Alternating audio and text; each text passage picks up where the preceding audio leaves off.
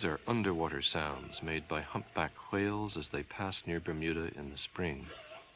They were recorded through a hydrophone, which is a kind of underwater microphone. The water is very deep, and the sounds are echoing off the undersurfaces of waves and from the submarine canyons and ridges on the island slope. If you listened for a long time, you would hear that the sounds are organized into definite repeating patterns. So we call them songs, just as we refer to bird songs or frog songs. Unlike bird songs, humpback songs are very long, 6 to 30 minutes, and are strung together without pauses between them. They are probably the longest, loudest, and slowest songs in nature.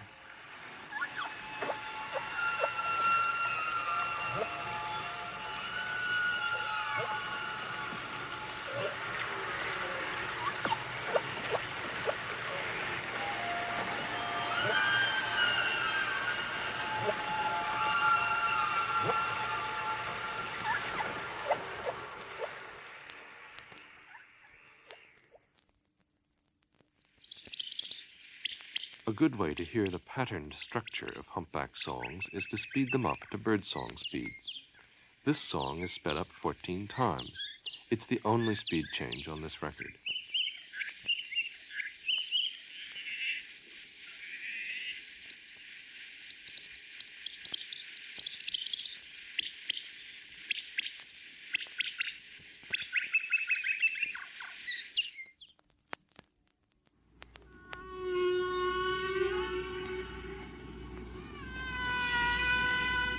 Here is part of the same song played at its natural speed and pitch, just the way other whales hear it. All the sounds are made by one whale, both the high squeaky tones and the low rumbly ones.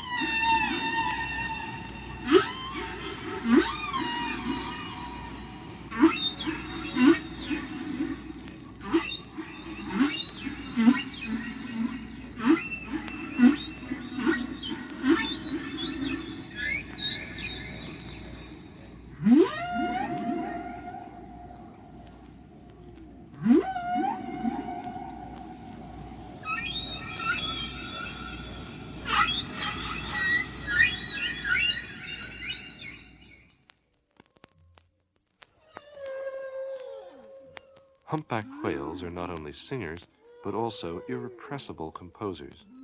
They may be the only animal besides man for which this is true. All the whales in an area are constantly changing their shared song in little ways. Every week the song gets a few new touches, and after a few years the old song has been entirely replaced and everyone is singing a new song. Here's a song recorded 5 years after the one we just heard.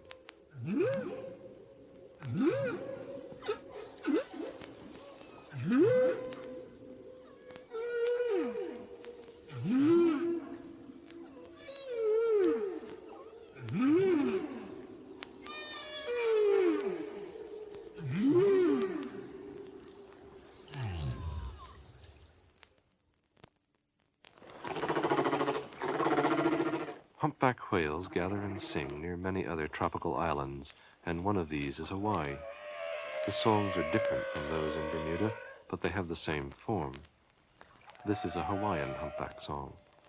Because this whale was in shallower water, the booming echoes of the deep are less apparent.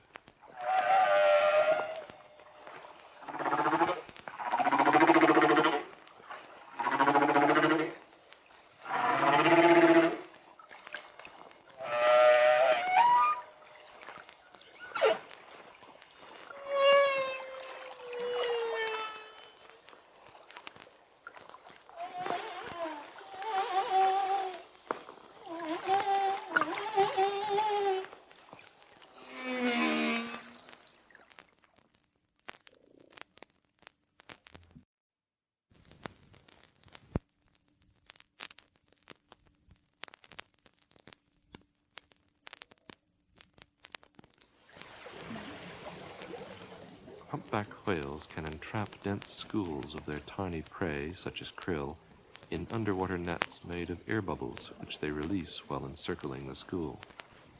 The strange steam engine sound is the whale spinning its bubble net, followed by the burble of rising bubbles, and finally the net spinners spouting breath at the surface.